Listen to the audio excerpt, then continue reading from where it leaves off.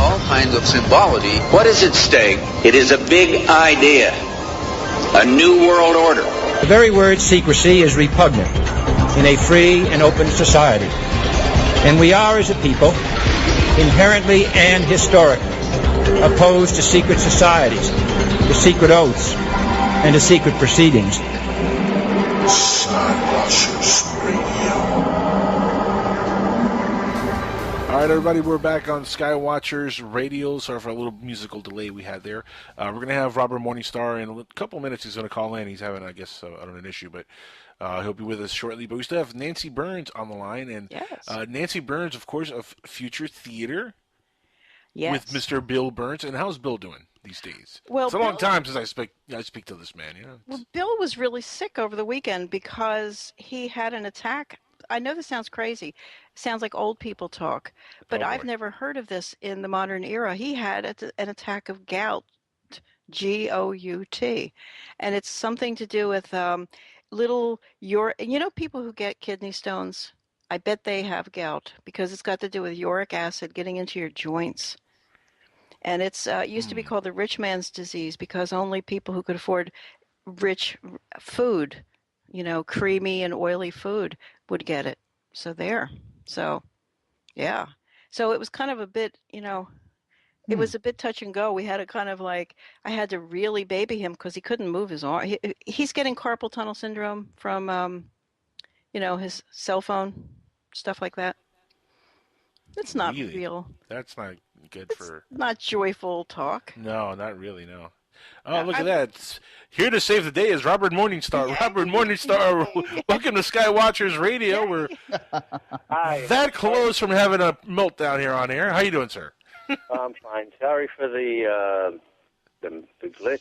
I've been sitting here waiting for the call for the longest time and then just checked your mail. So here I am. Where do we stand? There you go. Welcome.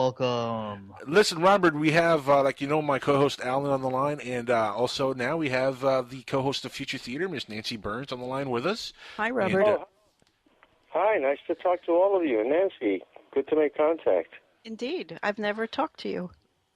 I know, but I've had emails with you, and Bill is a big person in my UFO file. Well, you're a big person in mine, so this should be exciting. I think you have an amazing theory for tonight. Well, tell me. Tell me what If you're not sure, there's a problem here. Oh, he knows. We're going to talk tonight, of course, about the John F. Kennedy assassination and the connection to UFOs. And was he killed because he was going to spill the beans on Roswell? And other issues. Big part, yes. You see, I was hoping to hear the beginning of the show, but there had been electronic glitches all over, and I wasn't able to listen to the opening. So I wanted to catch up on where you were going. So let's just start. The JFK assassination had a lot to do with UFOs. Let's start with that because, as of course the media knows, the media has told us for years that, it was just one guy. It was Oswald, and that's it. It was nobody else. What are some of the connections to the whole Roswell incident that you think got Kennedy killed? Well, you see, once Roswell unfolded, Roswell posed a threat to many things besides national security. One of the greatest threats that Roswell poses, even to this day, is that it undermines science as it's been taught to us, and in particular the Darwinian theory of evolution.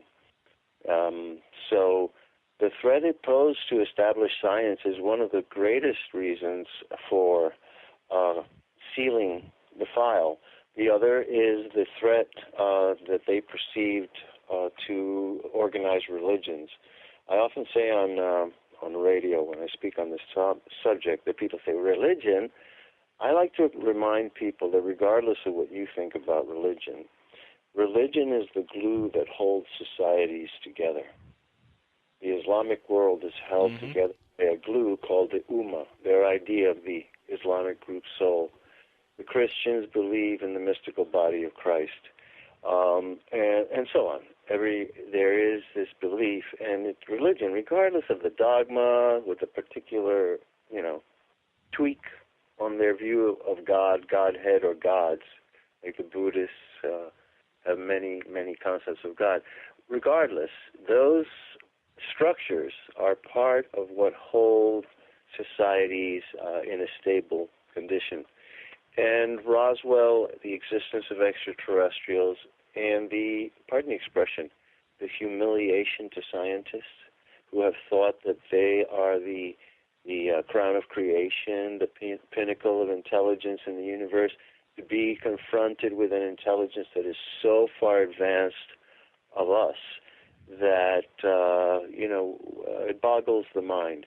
Those were threats, psychological threats, and led specifically to the formation within the CIA of something called the Psychological Strategy Board. That's where all of this stuff began and continues to this day, molting from one thing into another, including the assassination apparatus, which was part of keeping the world mind focused on what they wanted it to be focused on, and that is definitely not UFOs, extraterrestrial intelligence, ET intervention in human affairs. How close do you think, though, Robert, that Kennedy was to actually releasing documents and spilling the beans on Roswell and UFOs in general?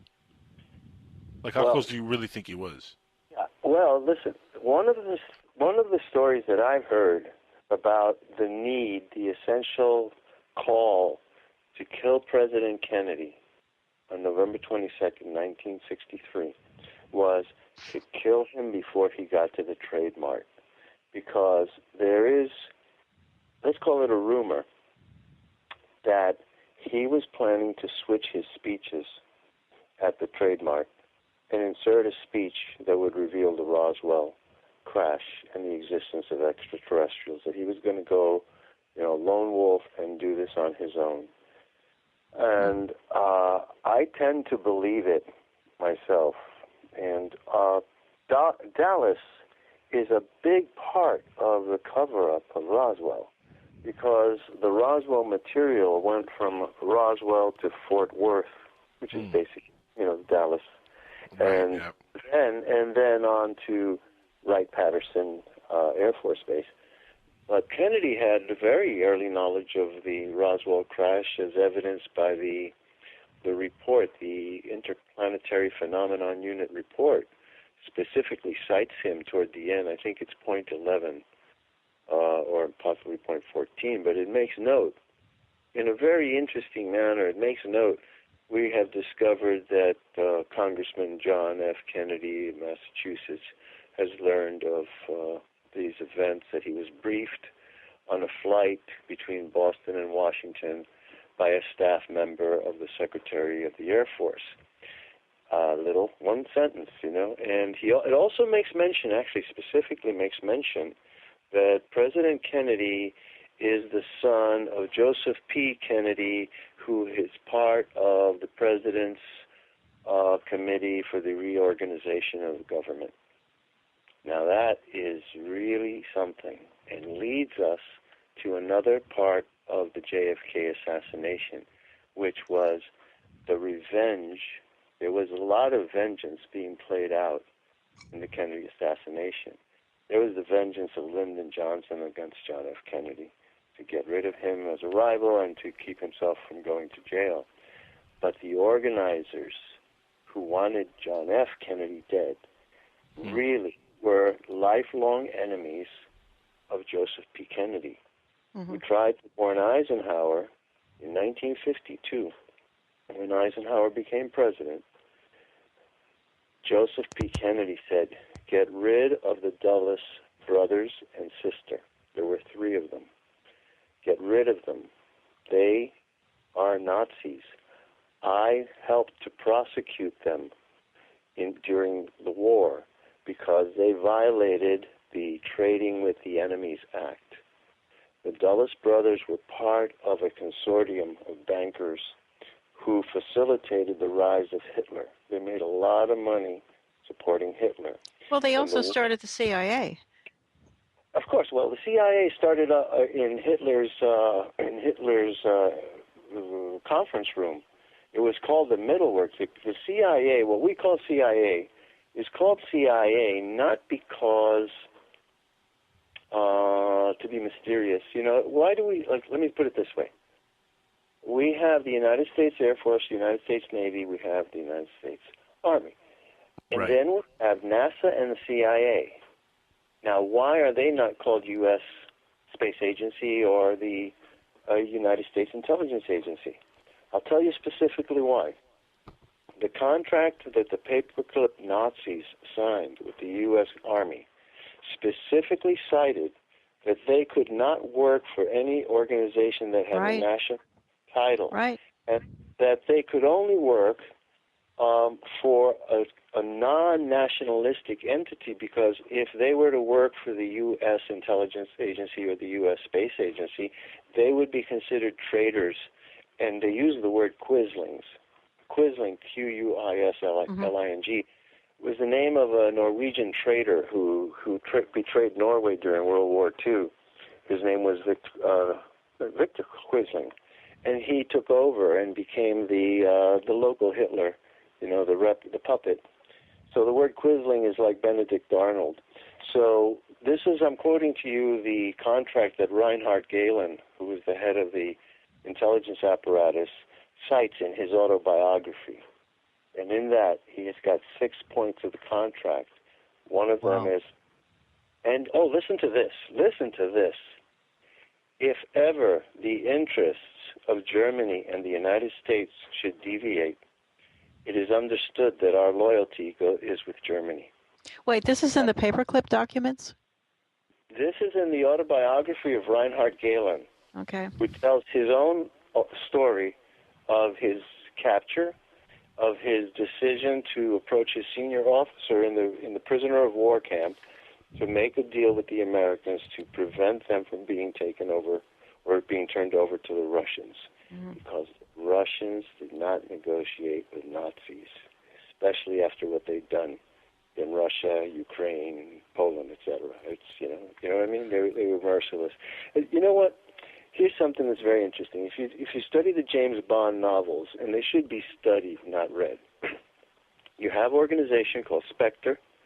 You have another one called SMERSH, and people think that they're both kind of like fictional organizations, but in reality, they both exist. And SMERSH is real.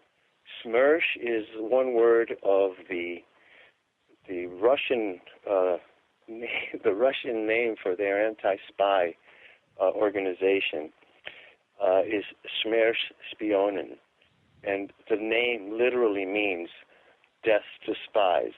So you would hear, it was there, SMERSH Spionen, death to spies.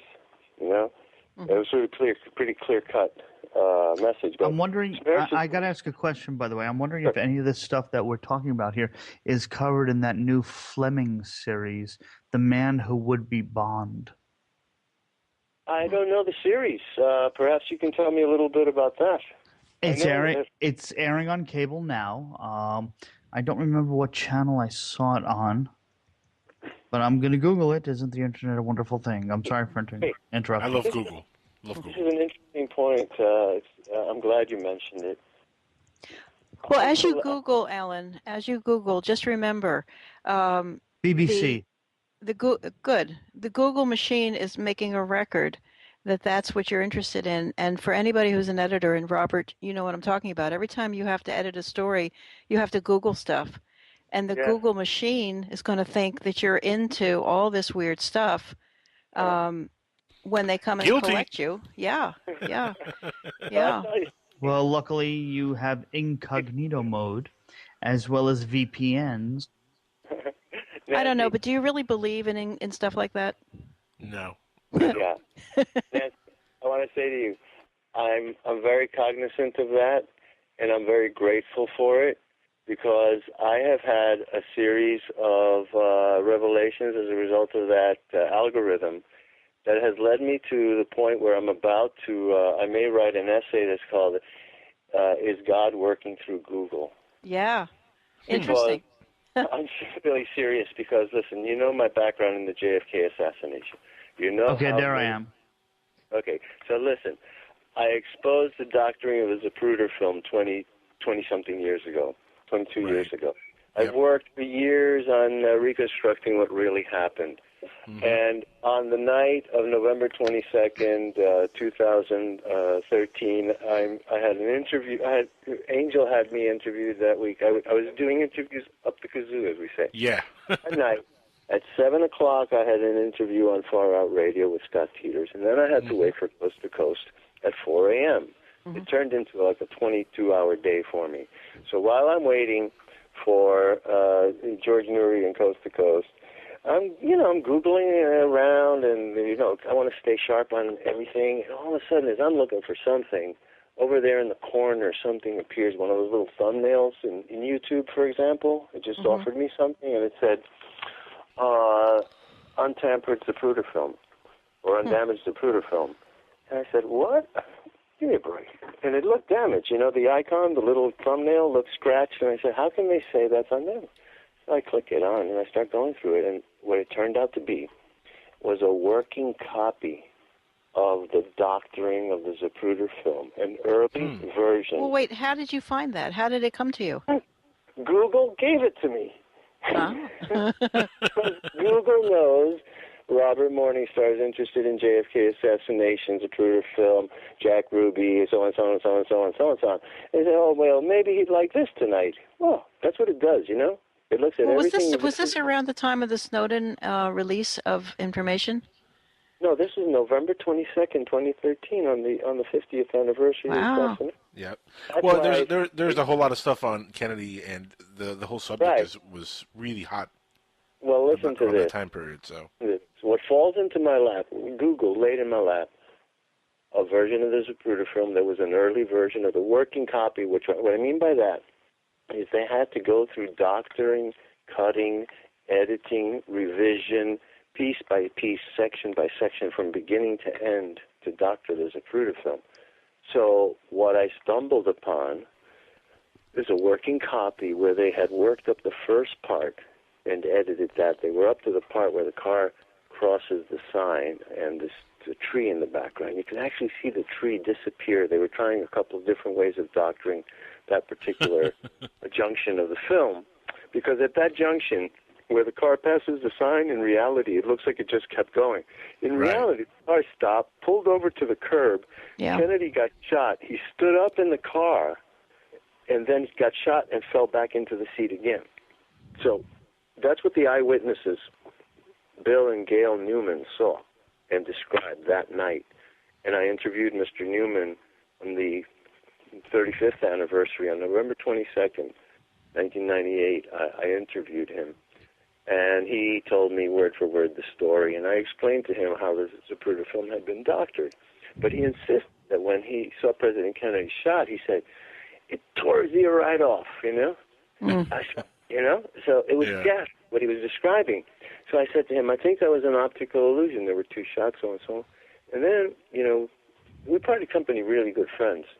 So here I'm looking at this thing that Google laid on my lap, and I see really doctored up. The beginning is obvious, and then I see, oh my God, the missing frames of the Zapruder film. They're here. Oh Lord, the most slandered and libeled person in Dealey Plaza, my friends, is Jackie Kennedy. The doctoring of the Zapruder film makes it look like she panicked yes. for her life, yes. like she got ejected out of the back seat by James Bond's ejection seat. Yes. That is the biggest lie of the entire cover. Okay, so what happened? I'll tell you what happened. Jackie was sitting all the way on the left side. Jack was all the way on the right side with a lot of space between them. When Jack Kennedy was shot in the back, first shot, he said, oh my God, I've been hit. And the Secret Service men say this, okay? This is where this is coming from. The two Secret Service men in the front seats heard President Kennedy say, "Oh my God, I've been shot." Arlen Specter tried to debunk them and say he couldn't have said that because the first shot was a throat shot and he couldn't have spoken. He said it was President Kennedy. He said, "Oh, no, listen, it was a throat shot. He couldn't have spoken anything." He said, "It was President Kennedy." He said, "How can you be so sure?" And he said it with a Boston accent. And that shut up Arlen Specter. Okay? They didn't want to go any further in that direction. So he got shot in the back, and he stood up in the car. What do you think would happen to somebody, especially a veteran? You know, like President Kennedy was a veteran, had been in war, in battle, in World War II. So he stood up. He said, "Oh my God, I've been shot." And then the car went going. He fell back into the seat. He was shot in the throat at close range, right there behind the sign. And if you look at the Zapruder film, you'll see President Kennedy's hands in the first frame when he emerges from behind the sign. His hands are on his ribs, on his lower body, and then suddenly they go up to his throat because it was a back shot, a throat shot. He started gagging. He starts coughing. Jackie hears these awful sounds, as she said in the report. "I heard these awful gurgling sounds. I turned and I saw Jack." Okay, this is what's cut out of the Zapruder film. Jackie slides over in the seat from the far left and crosses that space. She puts her arm around Jack's shoulders and very tenderly, like, "Jack, what's wrong?" She's looking because he's just choking. She doesn't know. She thought it was a motorcycle backfire. She heard noise. She said she thought it was a motorcycle backfire. So as she's saying, Jack, what's wrong?" He goes from holding his throat to a position where somebody plugged him on the side of the head and he put his hand to his head. As she said, he put his hand to his head as if saying, "Oh, I have a headache." At that moment, 2 shots rang out from the region of the grassy knoll, one from the picket fence and one from the concrete porch. I heard as many as 7 shots were heard. Is that correct? Right. I'm not talking about the ones that missed. Right. Okay? Before I go on, all right, she has sidled over. She's tenderly asking, "Jack, what's wrong?" The car's moving down slowly. The car never went more than 11.2 miles an hour. The film makes it look like it was going 35 and never stopped. Yeah, it does. Yeah. Totally bogus. Totally bogus. And so at frame Z295, all the Zapruder film has a number from 1 to 489. At Z295, a shot was fired from the county records building, which clipped President Kennedy off the top of the head, bounced off, and went through Governor Connolly. It was a billiard shot. The magic bullet. So this magic bullet bouncing around theory sort of has credibility? No credibility at all, because that one's impossible. What okay, I'm talking just checking. It's just like a little deflection, a ricochet, as we call it. Okay, the vapor trail was captured in the film. This is my first contribution to the JFK assassination. I discovered vapor trails in the films, but nobody thought to look for them because very few people know this phenomenon exists. But I've known it since I was an infant. I was 3 years old when my grandfather took me out in the back of his farm, and he was going to shoot an animal for dinner.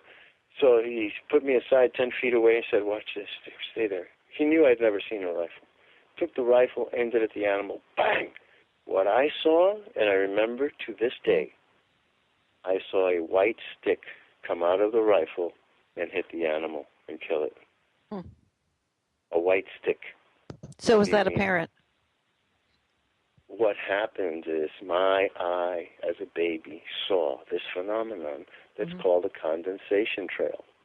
When the atmosphere is a particular temperature and humidity, hot, for example, a hot, humid atmosphere full of moisture in the air, the bullet is fired, it traverses supersonically. In its wake, it leaves a vacuum. And in that vacuum, the air pressure drops very quickly and cools as well. And when the air pressure drops, all of the moisture that's in the air but invisible coagulates and leaves a condensation trail, a vapor trail, that lingers for a second of time or maybe longer. depending on wind conditions and the actual relative humidity. And it shows up on film, you say? Well, I said to myself, I saw it with my eyes. I wonder if it's possible. It actually, the theory evolved from my reading Scientific American about infrared videography, which had just come out in 1992, the U.S. Air Force in a project executed at their Rome laboratories. They developed thermal imaging, infrared videography. And I was reading this on the way to a lecture by Zachary Sklar, the screenwriter of JFK. And I arrive and I hear his lecture, and I'd seen the movie, and I was really impressed. And I had also seen something in the movie subliminally that I thought looked to me like a lightning bolt as the film played. So I went back to see the film again, and I realized that what I thought was a lightning bolt in the first flash that I had picked up subliminally, peripherally, when I was really looking at it, I found a vapor trail that I'm talking to you about right now at Z295. But okay, so the trail was going. But who shot the? That question. Who shot? I can't tell you who shot it, but I can tell you from where there was they a shot trail it. there and where they came from. I know, but which? I mean, was it coming from the book depository? Yeah, can you determine the angle? Exactly. Well, that's going to be tough. Maybe the grassy knoll? Listen, no. I worked very closely, and I want to give my thanks to Dr. Gary Null, who's the first person who heard about all this. He came to my house in 1992, and I laid it out for him on a 27-inch screen. I disassembled the Zapruder film and all the optical illusions and talked about this vapor trail discovery. And so, but what had led me to it was my hypothesis that with the infrared videography that the Air Force had developed, we might be able to view the Zapruder film, shoot it into this infrared videography recorder, and it might record trails of heat left by the bullets. Now, this is not vapor trails. I'm talking about the heat of the bullet traversing the space. It's hotter than the surrounding space, and I felt that the lens would, just like if you ever played as a kid with lighting a piece of paper with a magnifying glass, I hypothesized that the bullet's heat traversing the camera would record the heat, and the molecules on the film would be, let's say, more viscous or a little farther apart than on the part that's cooler. So anyway, that was the theory. Lo and behold, I get a good copy of the Zapruder film from hard copy TV show CBS. They showed the best copy that had ever been shown, and I happened to record it. And there I saw this little speck, and I said to my friend, "Look at that, But it was so small in the version that I had that I said, I think that's it, but I wouldn't go before anybody and try to argue that. So then I go and see the JFK movie, Oliver Stone's film, and there it is, plain as day. And the reason was Oliver Stone got the Zapruder film. He put it into a Cray supercomputer. And the Cray supercomputer bumped it up to 70 millimeter, and that's why we can see such a spectacle in his film. You're never going to see a more accurate depiction of the assassination of President Kennedy than in the movie JFK. No matter what the critics tell you, he's got it down right to Badgeman on the grassy knoll. But here's where it's a little off. Everyone assumes it was one shot from the grassy knoll. Wrong. Right. There's two shots from the grassy knoll area, one from the picket fence and one from the concrete porch. The concrete porch shot the French assassin. He fired first, a half a second before. That shot came from the above and the right, and it opened up the right side of President Kennedy's head.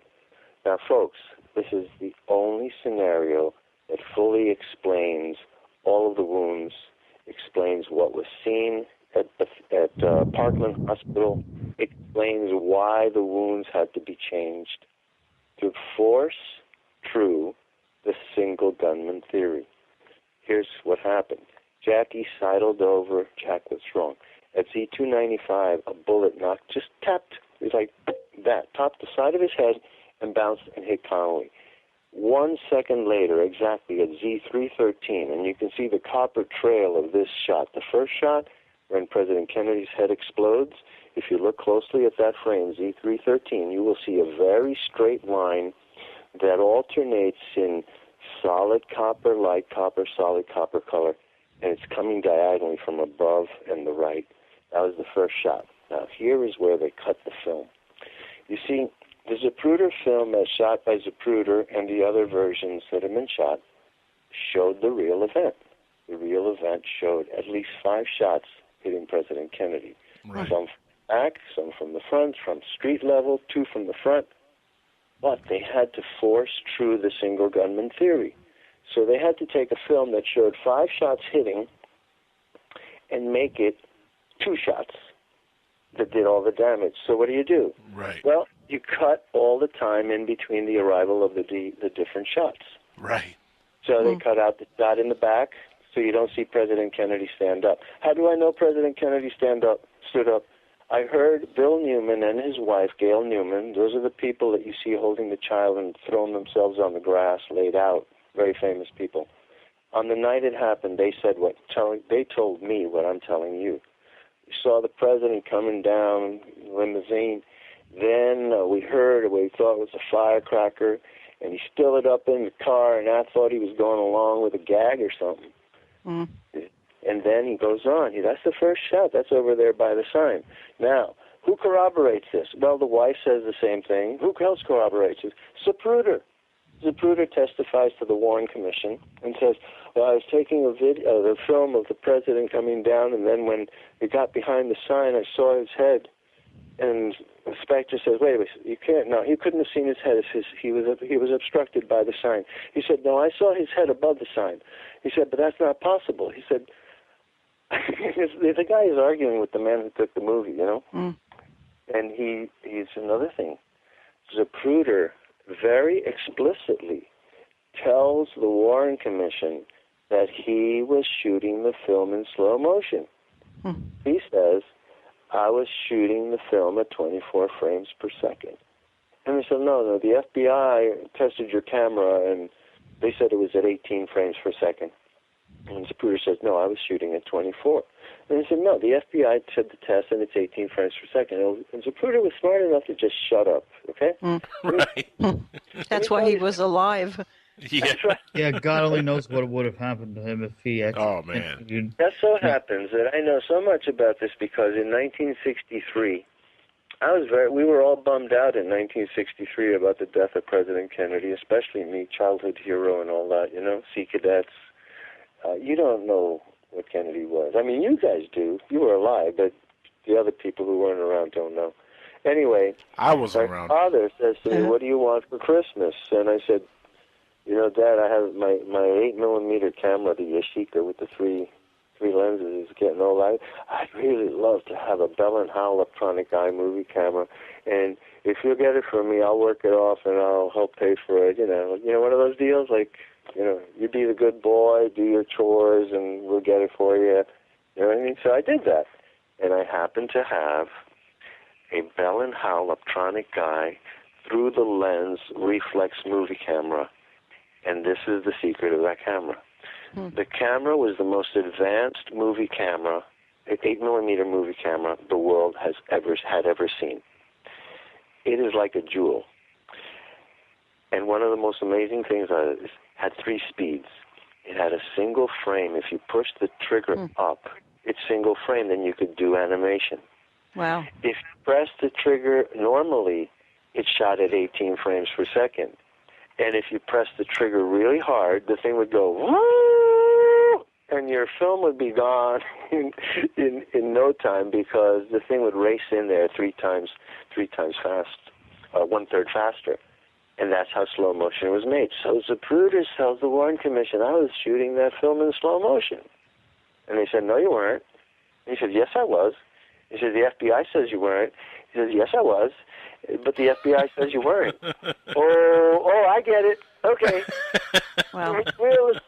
Let's talk about the head popping off. I mean, no, I really ridicule these. I ridicule Arlen Specter, Gerald Ford. They are criminals. They are. Yeah, but they were all really well paid off. I mean, they all had great careers. Of course. Yeah. Yeah, sure they did. But regardless, I disdain them, honestly. Gerald Ford wrote a note to the Warren Commissioners suggesting that the back wound, which was between the shoulder blades and low, near the third and fourth thoracic vertebra, to be raised 8 inches to the region of the neck, so that it was made to appear to go through the trapezius muscle in order to force through the magic bullet theory, which he and Arlen Specter concocted. Oh, they caught him. They found the note, and an AP reporter called me in 1998 and said, Mr. Morningstar, we got your name from Zachary Sklar, and he said that you're an expert in this, and he doesn't understand this note. We found this note in the archives. Can you tell me why? What do you think? I said, read me the note. He said, and he read me Gerald Ford's note. I recommend that the side of the wound be moved up a few inches to the region of the neck. And what he was talking about was this. Nobody other than Arlen Specter got to see the autopsy photographs, and he claims for a very briefly because they're so disgusting. Yep.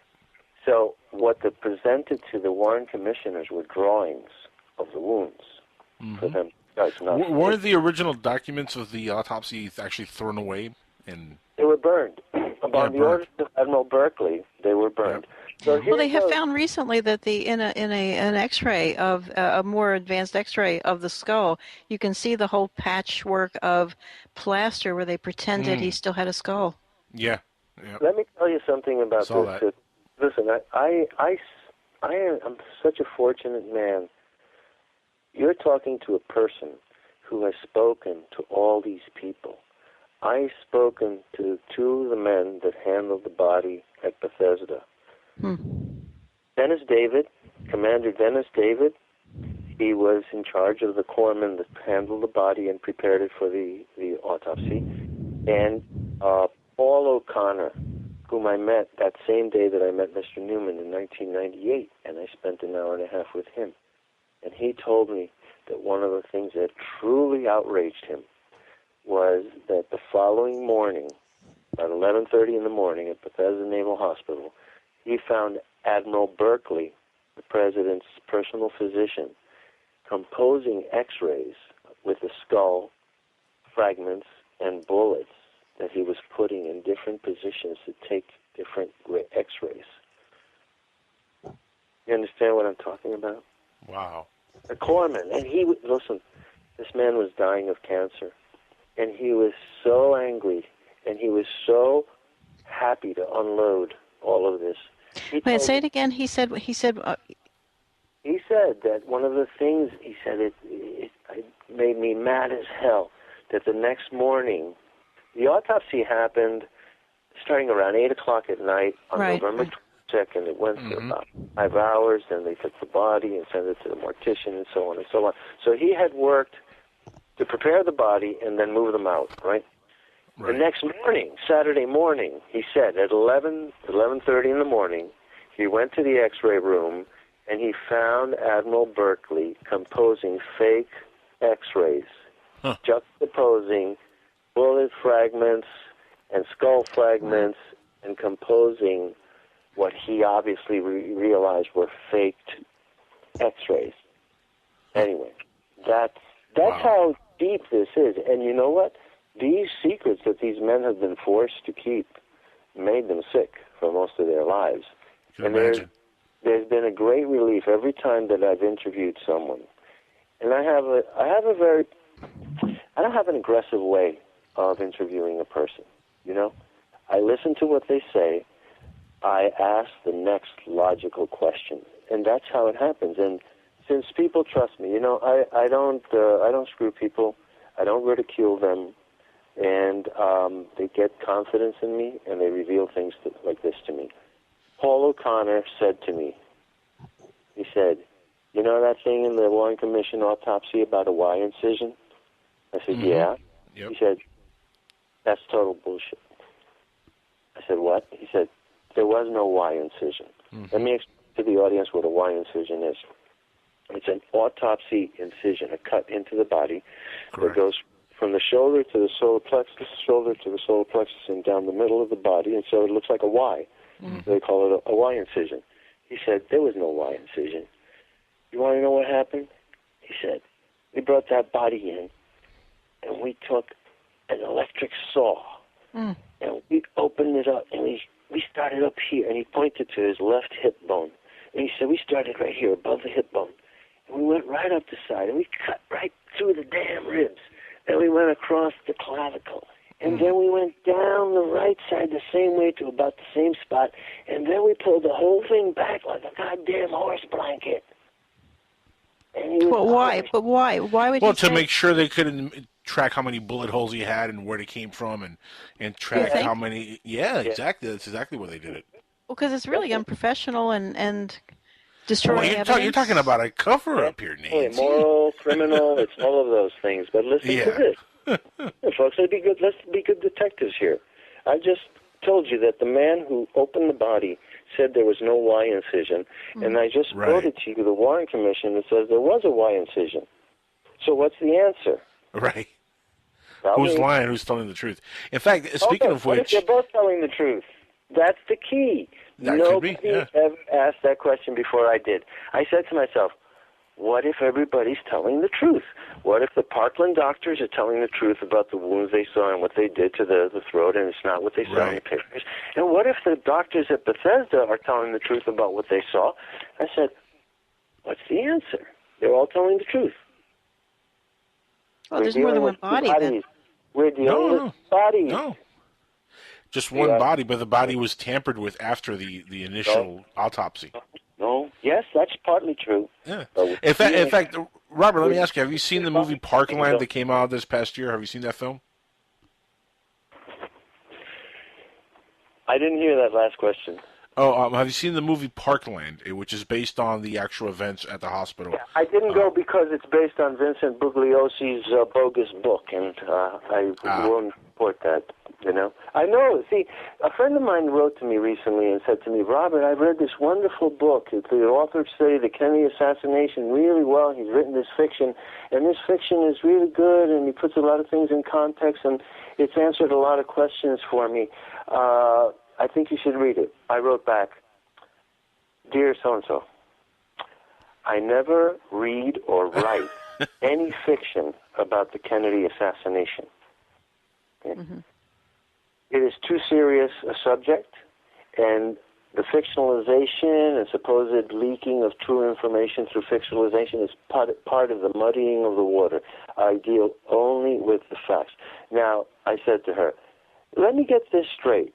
You feel comfortable now because you've read a piece of fiction that has answered some questions for you, and you feel comfortable that this piece of fiction is more satisfying than the fiction that the government gave you, that Oswald did it, and the optical illusions and mass hallucination of the Zapruder film, which fooled you for 30 years before I revealed it to you?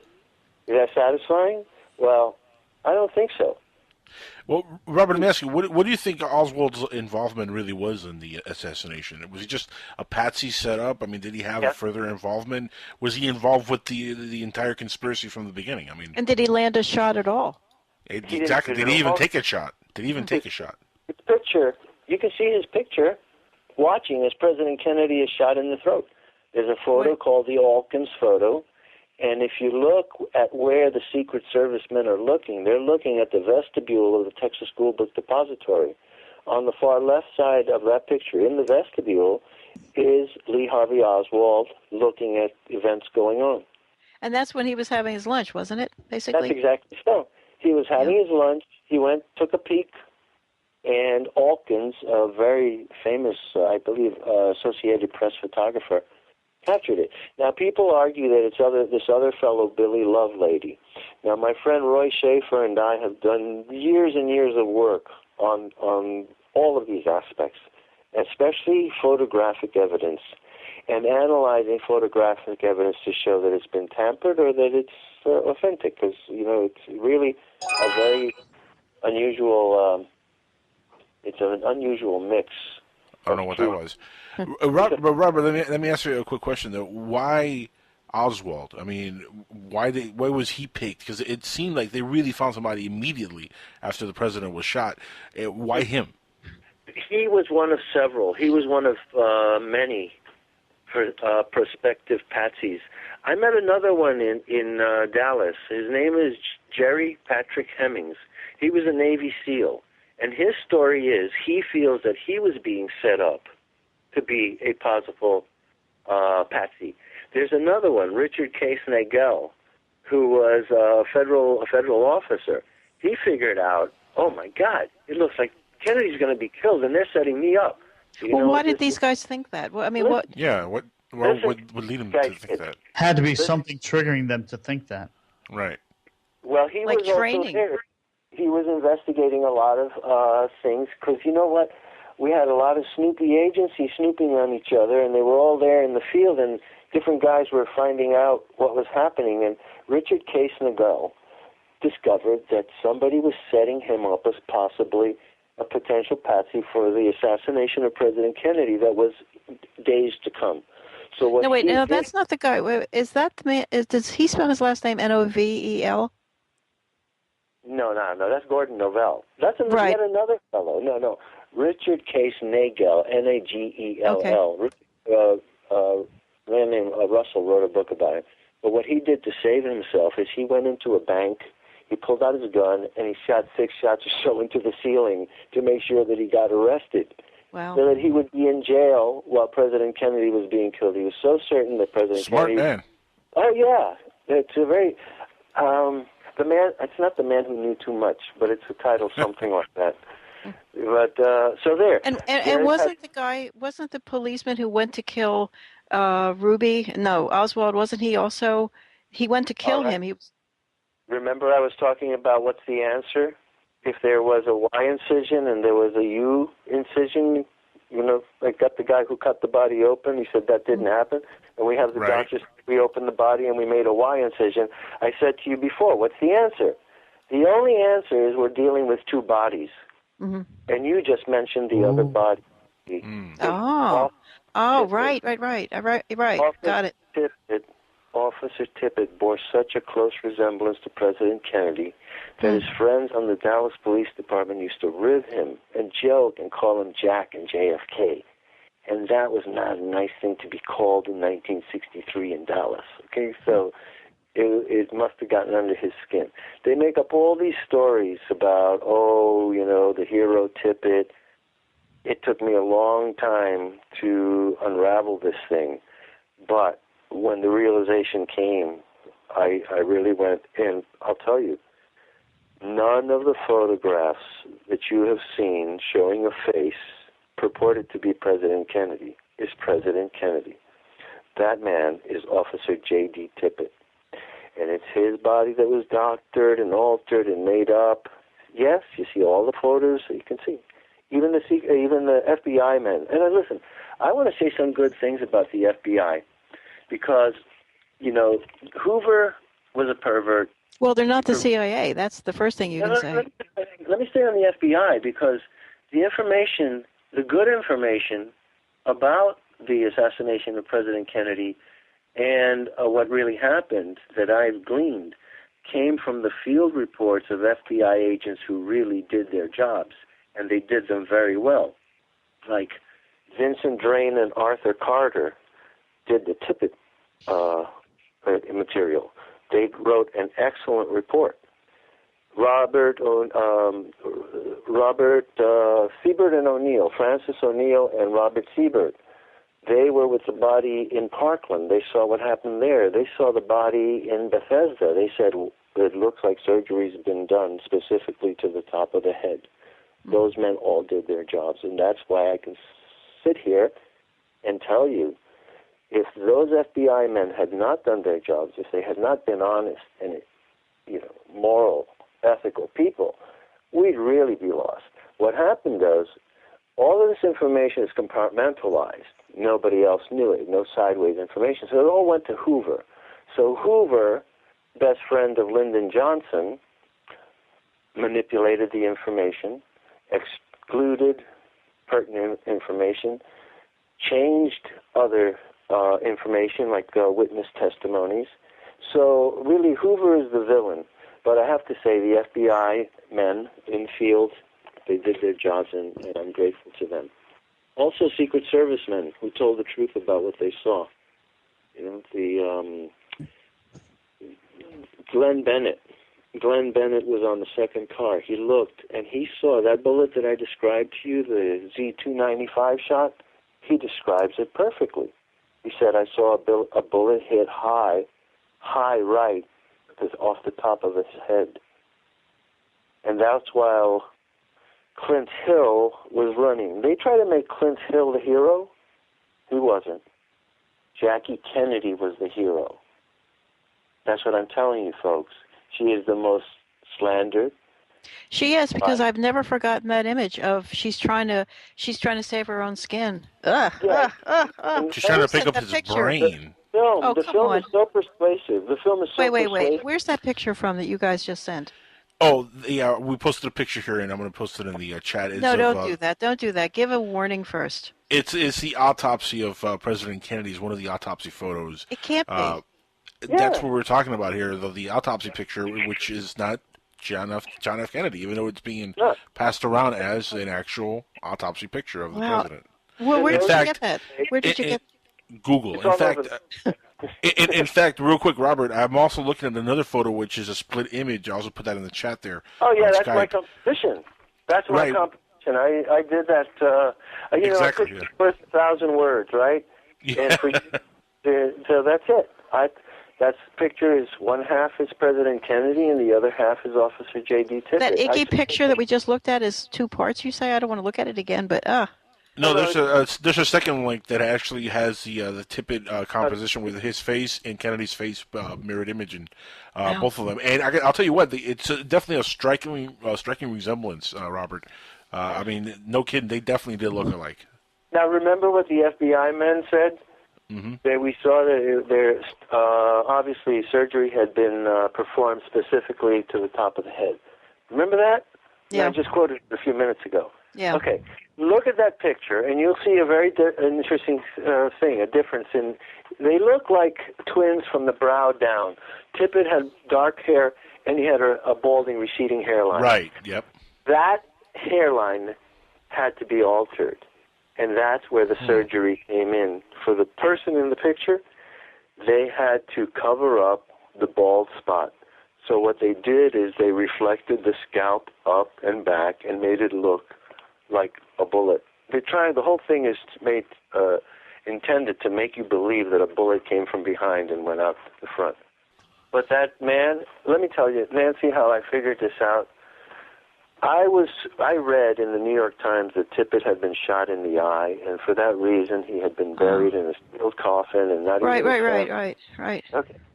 But in 1992, somebody asked me, how was Tippit shot? And I said, he was shot in the eye. But I had a book, Jim Bishop's book, right at my hand. I had a whole collection of them because I really got into the case. So I picked it up and I said, let me see for sure. I look up Tippit in Jim Bishop's The Day Kennedy Was Shot. I go to page 97, I believe it was. I turn it. Tippit was shot. He was shot 3 times in the torso.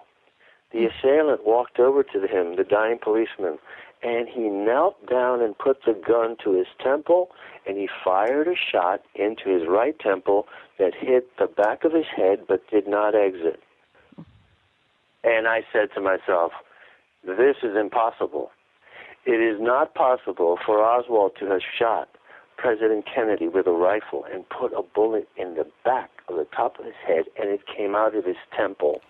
And then 45 minutes later, he shoots a cop, puts a bullet in the temple, and hits the back of the head. I would say, wait a second, this is the answer to a mystery. And what I thought I had found was that, obviously, they swapped the brains. So they were able to take Tippit's brain, which had been shot by one bullet through the head, present it to the autopsist and say, what do you think, Doc? He says, well, we can't tell which way the bullet was going, but obviously one bullet traversed through this head. That's what really happened.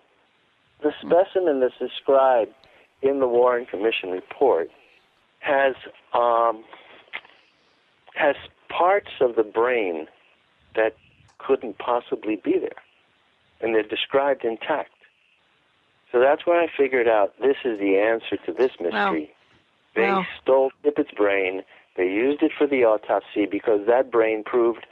Tippett? Okay, so did you research Tippett up to the time he got shot? Was he in on this? Was he a patsy? Yes, he was. Tippett was a rogue cop, and he was the best friend of Jack Ruby. I met Jean Hill, the lady in red. Have you heard of her? She's in the Supreme. Yeah, the best friend of Ruby? Pardon me? You say he was the best friend? Wait, no, okay, go ahead, yeah. Ruby, see, Nancy, you know that 18 people or more were killed in 2 years after the... I know that. That's why I'm fearful for what you're saying. They still go Even after people. Even listening could get us killed at this point, the way things are. I know. It's an amazing conspiracy, really, when you think about how long it's been going on and how many different takes there's been on this assassination. Well, basically, we as Americans want to know what happened to the victors, the guys who got away with this. How did they? Most of them are dead probably by now. No. But they must still be in power. Most of them ended up pretty sadly. Sam Giancana was intimately involved. And I believe I found pictures of Sam Giancana and Charles Nicoletti, his henchman, his bodyguard, and his assassin in Dealey Plaza talking to the Chief Will Fritz. So Sam Giancana was the Chicago.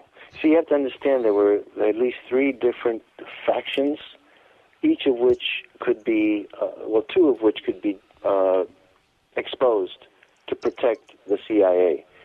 The whole assassination apparatus deals with something called the 5412 Committee, which was an assassination apparatus for executive action against Castro. This organization, this committee within the National Security Agency involved the CIA, the NSA, the Pentagon, the FBI, and other shadowy organizations.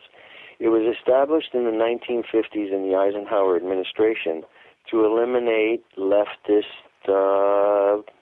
problem makers, politicians as well as activists, and to clean up communism, particularly in Central and South America. Castro becomes a big problem, and the focus of the 5412 Committee is to get rid of Castro. Right. So this is where we have the Castro plot in the CIA, hatched in 1958, which just started with, some guys musing, like, wouldn't it be great, if the mafia killed Castro? Oh, yeah, that would be great, and really, if they did and succeeded, the public would just say, great, or like, well, sure, they have a big grudge against him. Right. The mafia did. I believe that there's something called the Treasure of Sierra Madre in Cuba. I believe the stash of the mafia is still there. They poured billions of dollars into Cuba. It was their hoard. And they didn't have time to take it out, right? Exactly. Castro came in and said, you have 3 days to get out of Cuba, and all you can take is your suitcase. Your suit and well, your Angel suit. will know if there's a treasure. Angel will know. He'll have a sense. He'll have a psychic sense. Just because I'm Cuban doesn't mean I would know, Nancy. Well, unfortunately, you would know. You would. I believe there's a hoard there. If Castro didn't find it out, that the mafia still has it, and that's one of the reasons that they still want to get it back. But be that either it's a hoard or they actually just own real estate they really can't claim. Don't forget, they were going to build stacks and stacks of casinos and make it into a, That's true too. They were going to make it into a Las Vegas of, of the islands. So anyway, we get to the point here where the 5412 Committee is daydreaming about the mafia killing Castro, and then somebody said, hey, let's see if we can make that happen. So they contacted Robert Mayhew in Las Vegas. They knew he was an up-and-up businessman with a lot of contacts with the mafia, which infested, Las Vegas was a baby of the mafia. Did you just say a businessman that lives in Las Vegas and is on the up and up and deals with the mafia? I'm sorry, I got to call a paradox there. Now listen, I'm talking about mafia in the 1950s, and anyway, they did. And Howard Hughes was a big casino owner, and Robert Mayhew ran the show for him, and he had Johnny Roselli. So he goes to Johnny Roselli and said, I have some friends in Washington who would like to talk to somebody about this problem that they have. You think we could talk to them? And he thought, it's very patriotic, and he thought he'd be protected. So he went along, and he talked to Sheffield Edwards. This is an important name. Remember this name, Sheffield Edwards. It's a most unusual name. And the first time I read it was in the famous George Bush memo, the JFK George Bush memo from the FBI. Yeah. What is that? Right. So George Bush, CIA agent, interviewed Cubans along with somebody from the NSA named Sheffield Edwards.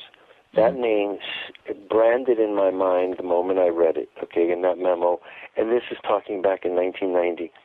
When I read Corso's book, the day after Roswell, Corso says, I discussed these topics with Sheffield Edwards, the number 3 man in UFOs at the CIA.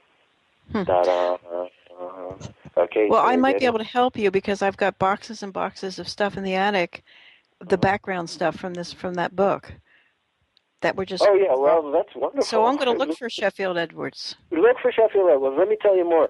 Sheffield Edwards is delegated to make contact with Roselli and propose this agreement.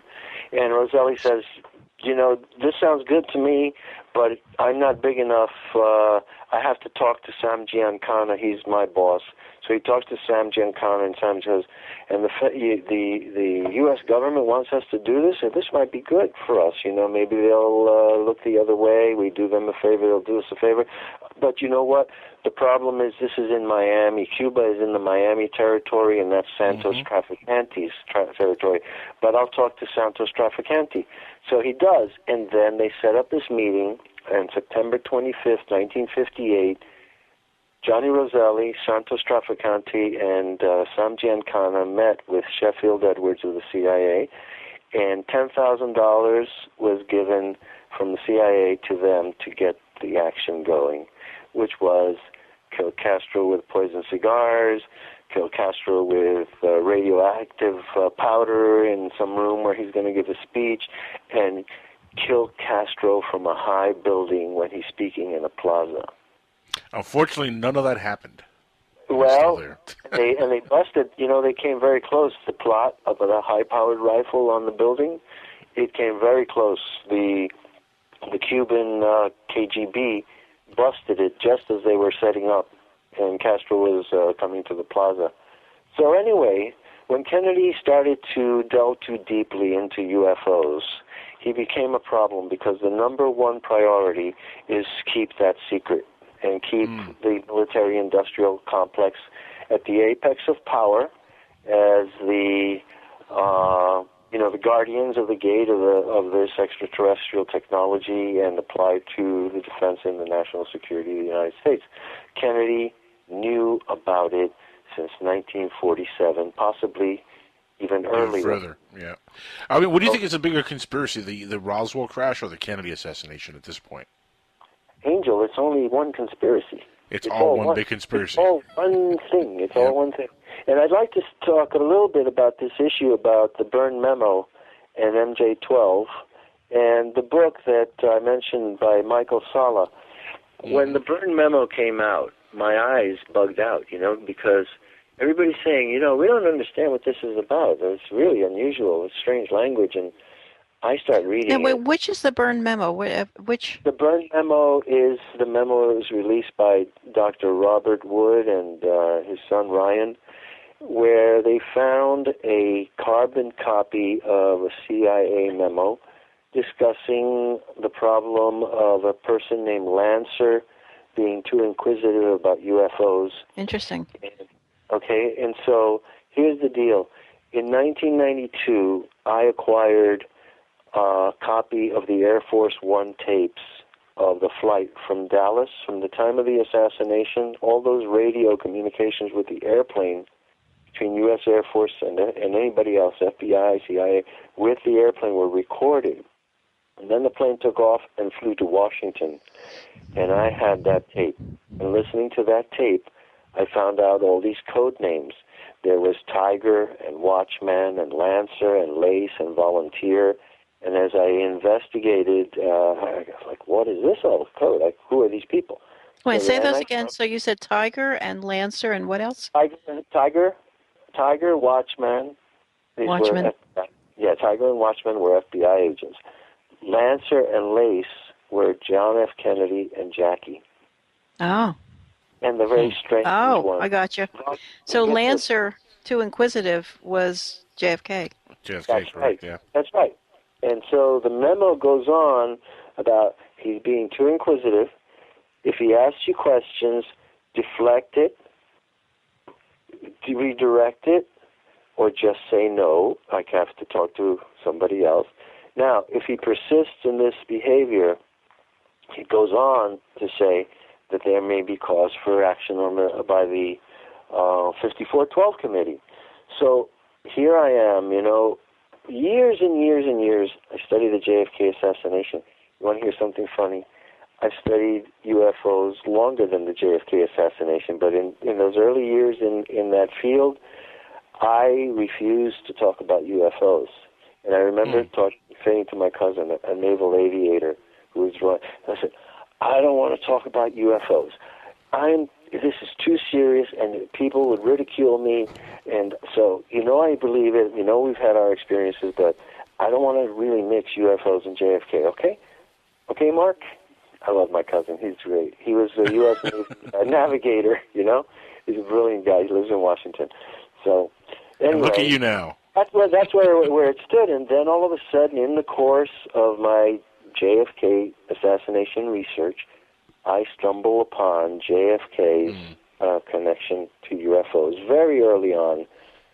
Some people, the Special Operations Manual, SOM 101, those came from somebody who took photographs of the manual, right? And in some of those earliest pages, there's a thumb in the picture. Somebody said to me, Robert, look at those pictures. Do you know whose thumb that is? I said, no. He said, yes. That's President Kennedy's thumb.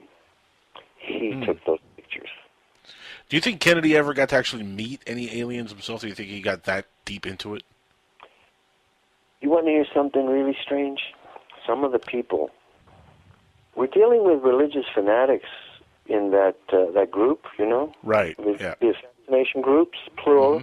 We're dealing with religious fanatics, and some of them believe that John F. Kennedy may have been a hybrid, an E.T. They believe. Well, that's a stretch right there. Yeah, like the tall whites are, and this doesn't sound so strange to you today because we know about the hybridization program, how long it's been operating in human history, and they do cultivate special people way ahead of time. I've heard in one of the many interviews we've done in the last 4 years, I've heard somebody very recently said that if you are going to, what the government does believe now is that they're mixed in among our politicians. And we all laugh about that because we hate our politicians. But, some of the politicians don't even seem human. We could go there. But, just throw that out there. That's very true.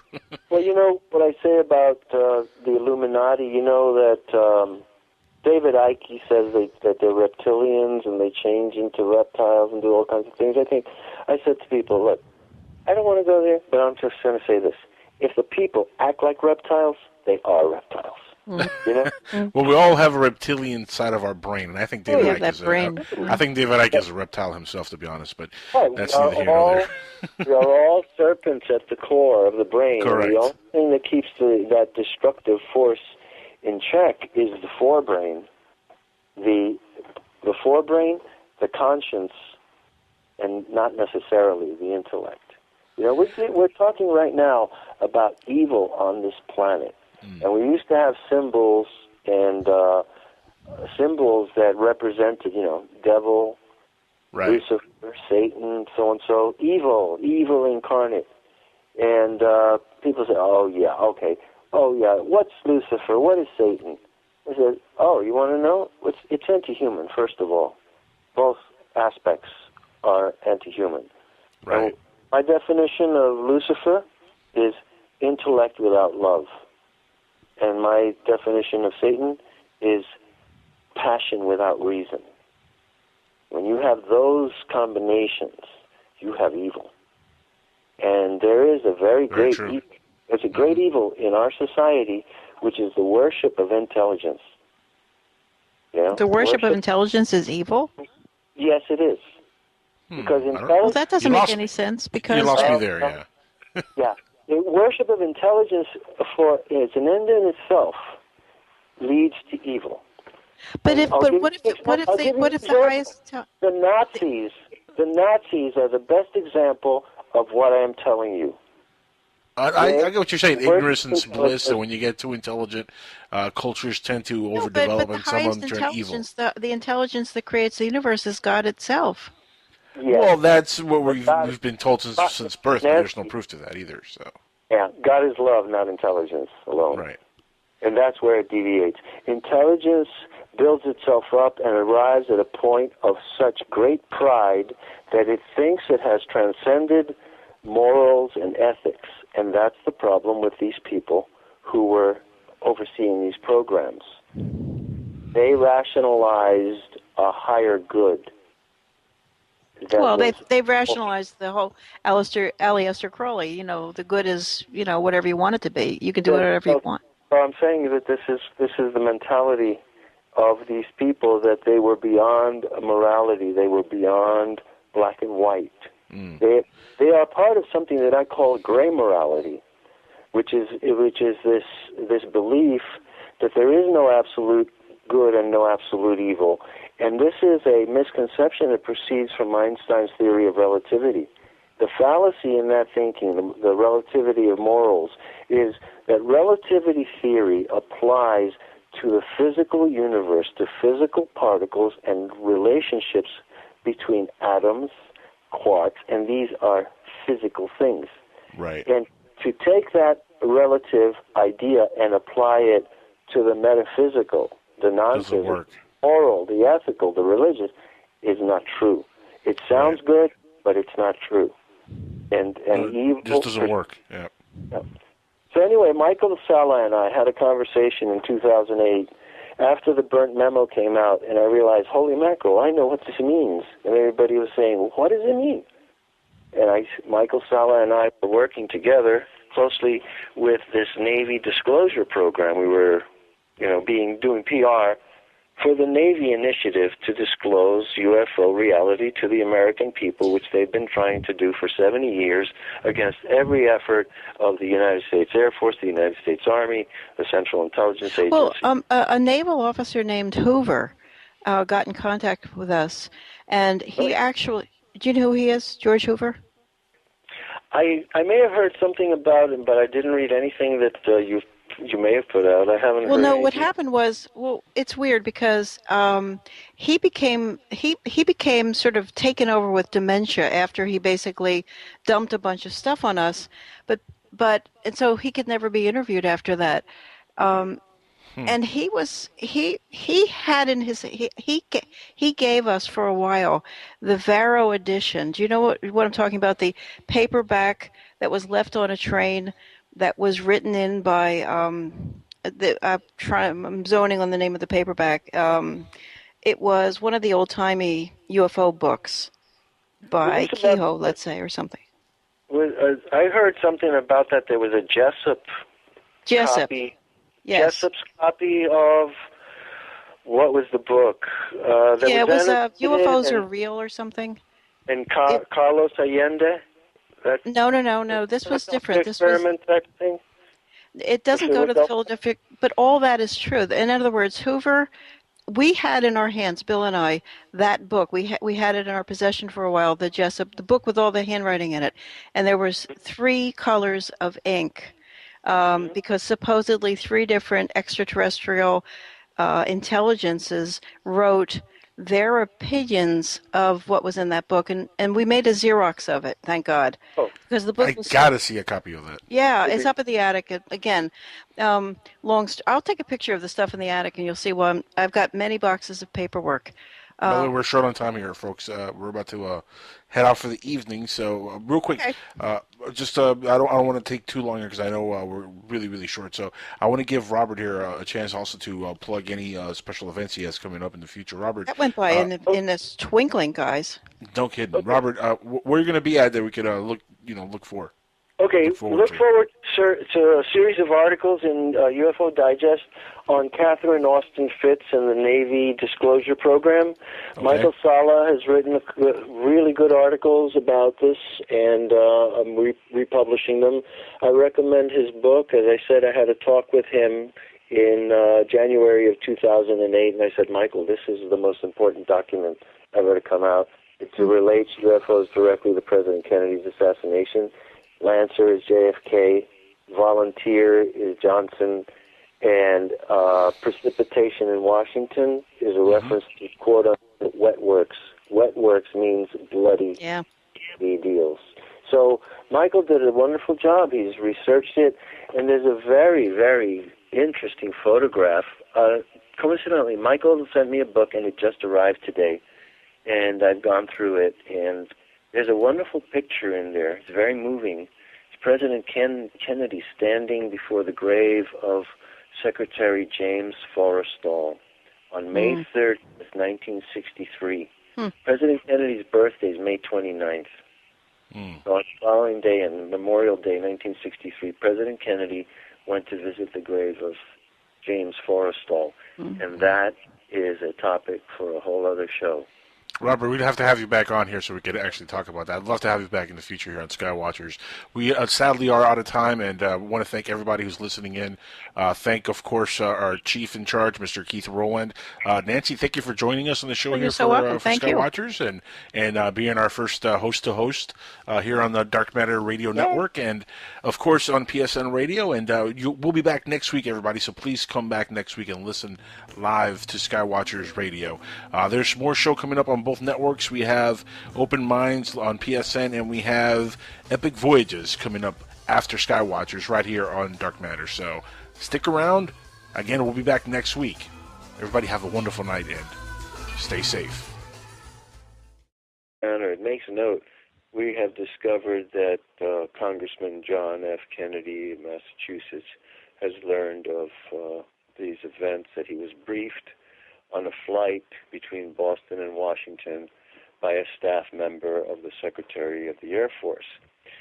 Little one sentence, and it also makes mention, actually specifically makes mention, that President Kennedy is the son of Joseph P. Kennedy, who is part of the President's Committee for the Reorganization of the Government. Now that is really something, and leads us to another part of the JFK assassination, which was the revenge. There was a lot of vengeance being played out in the Kennedy assassination. There was the vengeance of Lyndon Johnson against John F. Kennedy to get rid of him as a rival and to keep himself from going to jail. But the organizers who wanted John F. Kennedy dead really were lifelong enemies of Joseph P. Kennedy, who tried to warn Eisenhower in 1952. When Eisenhower became president, Joseph P. Kennedy said, get rid of the Dulles brothers and sister. There were 3 of them. Get rid of them. They are Nazis. I helped to prosecute them during the war because they violated the Trading with the Enemies Act. The Dulles brothers were part of a consortium of bankers who facilitated the rise of Hitler. They made a lot of money supporting Hitler. Well, they also started the CIA.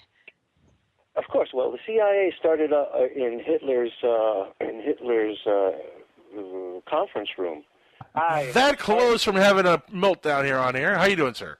I'm fine. Sorry for the glitch. I've been sitting here waiting for the call for the longest time, and then just checked your mail. So here I am. Where do we stand? There you go. Welcome. Listen, Robert, we have, like you know, my co-host Alan on the line, and also now we have the co-host of Future Theater, Miss Nancy Birnes, on the line with us. Hi, Robert. And, hi, nice to talk to all of you. And Nancy, good to make contact. Indeed. I've never talked to you.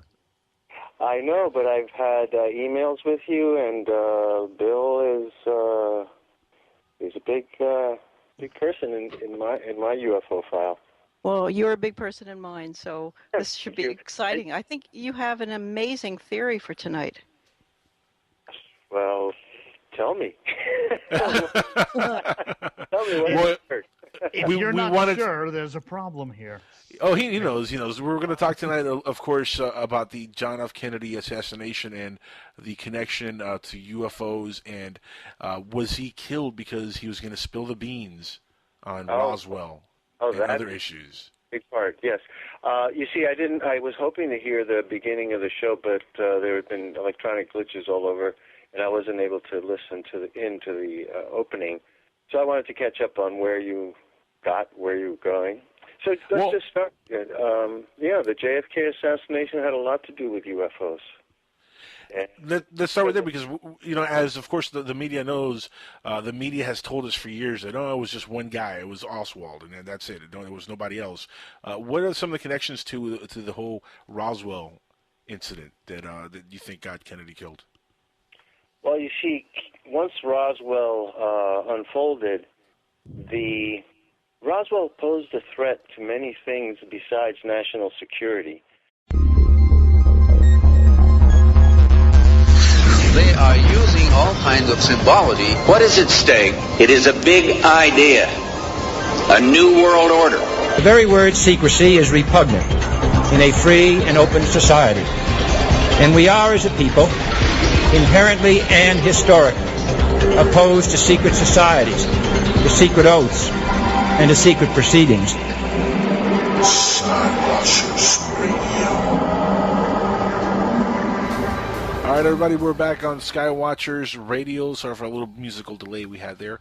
We're going to have Robert Morningstar in a couple minutes. He's going to call in. He's having, I guess, an issue, but he'll be with us shortly. But we still have Nancy Birnes on the line. And yes. Nancy Birnes, of course, of Future Theater. Yes. With Mr. Bill Birnes. And how's Bill doing these days? Well, it's a long time since I speak to this man. Well, Bill was really sick over the weekend because he had an attack. I know this sounds crazy. It sounds like old people talk, but I've never heard of this in the modern era. He had an attack of gout, G-O-U-T, and it's something to do with people who get kidney stones, I bet they have gout because it's got to do with uric acid getting into your joints. And it's used to be called the rich man's disease because only people who could afford rich food, creamy and oily food would get it. So yeah. So it was kind of a bit, it was a bit touch and go. We had a kind of I had to really baby him because he couldn't move his arm. He's getting carpal tunnel syndrome from, his cell phone, stuff like that. It's not really? Real. That's not good for... Not joyful talk. No, not really, no. Oh, look at that. Here to save the day is Robert Morningstar. Yay. Robert Morningstar, welcome to Skywatchers Radio. Where stuff began and continues to this day, molting from one thing into another, including the assassination apparatus, which was part of keeping the world mind focused on what they wanted it to be focused on, and that is definitely not UFOs, extraterrestrial intelligence, ET intervention in human affairs. How close do you think, though, Robert, that Kennedy was to actually releasing documents and spilling the beans on Roswell and UFOs in general? How close do you really think he was? Yeah, well, listen, one of the stories that I've heard about the essential call to kill President Kennedy on November 22nd, 1963, was to kill him before he got to the Trade Mart. Because there is, let's call it a rumor, that he was planning to switch his speeches at the Trade Mart and insert a speech that would reveal the Roswell crash and the existence of extraterrestrials, that he was going to go, lone wolf and do this on his own. And I tend to believe it myself. And Dallas is a big part of the cover-up of Roswell, because the Roswell material went from Roswell to Fort Worth, which is basically, Dallas, and then on to Wright-Patterson Air Force Base. But Kennedy had a very early knowledge of the Roswell crash, as evidenced by the report, the Interplanetary Phenomenon Unit report, specifically cites him toward the end. I think it's point 11 or possibly point 14, but it makes note in a very interesting manner. One of the greatest threats that Roswell poses, even to this day, is that it undermines science as it's been taught to us, and in particular the Darwinian theory of evolution. So the threat it posed to established science is one of the greatest reasons for sealing the file. The other is the threat that they perceived to organized religions. I often say on radio when I speak on this subject that people say religion. I like to remind people that regardless of what you think about religion, religion is the glue that holds societies together. The Islamic world is held together by a glue called the Ummah, their idea of the Islamic group soul. The Christians believe in the mystical body of Christ, and so on. There is this belief, and it's religion, regardless of the dogma, with a particular, tweak on their view of God, Godhead, or gods, like the Buddhists have many, many concepts of God. Regardless, those structures are part of what hold societies in a stable condition. And Roswell, the existence of extraterrestrials, and pardon the expression, the humiliation to scientists who have thought that they are the crown of creation, the pinnacle of intelligence in the universe, to be confronted with an intelligence that is so far advanced of us that, it boggles the mind. Those were threats, psychological threats, and led specifically to the formation within the CIA of something called the Psychological Strategy Board. That's where all of this